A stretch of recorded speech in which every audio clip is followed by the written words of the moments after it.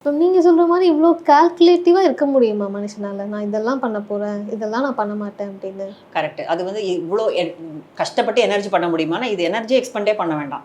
இதெல்லாம் வந்து வாழ்வியல் முறைகள் தான். இப்போ நம்ம வந்து இதெல்லாம் நம்ம காலையில எனர்ஜி எக்ஸ்பெண்ட் பண்றோமா நம்ம? பல் விளக்குறதுலேருந்து, குளிக்கிறதுலேருந்து எனர்ஜி எக்ஸ்பெண்ட் பண்றதில்ல. அது பாட்டுக்கு நடக்குது.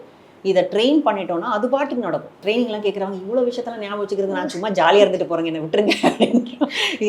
இதெல்லாம் செய்றதுக்கு நான் வந்து சந்தோஷமாவே இல்லாம போயிட்டு போறேன் அப்படின்னுவாங்க. நான் சொல்லுவேன், இது கஷ்டம் இல்ல. இது வந்து இன்வெஸ்ட்மெண்ட் தான். மேபி ஒரு 10 நாளைக்கு தான் இது ஒரு பயிற்சியா இருக்கும். அப்புறம் அது ஹேபிட் ஆயிடும்.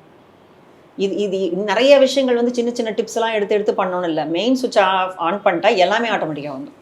மெயின் ஸ்விட்ச்ங்கிறது வந்து த வே ஆஃப் யுவர் லைஃப், உங்க பிலீஃப் சிஸ்டம், உங்களோட தாட்ஸ். அதை மட்டும் நம்ம ஸ்கேன் பண்ணிட்டு அதை நம்ம சரி பண்ணிட்டாலே போதும். இதுக்கு வந்து பயிற்சி வேணுமா அப்படின்னு கேட்டிங்கன்னா, டெய்லி இந்த கான்ஷியஸ்னஸ் வந்துடும். இப்போ இது முதல் தடவை நான்லாம் வந்து ஒரு ஸ்டூடெண்ட்டாக கேட்கும்போது நமக்கு ஒரு கான்ஷியஸ்னஸ் வந்தது. ஓ, இப்படிலாம் நம்ம மைண்ட் திங்க் பண்ணுது போல இருக்கு. இதுக்காக நான் உட்காந்து அதுக்குன்னு நேரம் செலவு விட்டு ஒரு லைனில் எழுதிலாம் பண்ணனா கண்டிப்பாக பண்ணலை.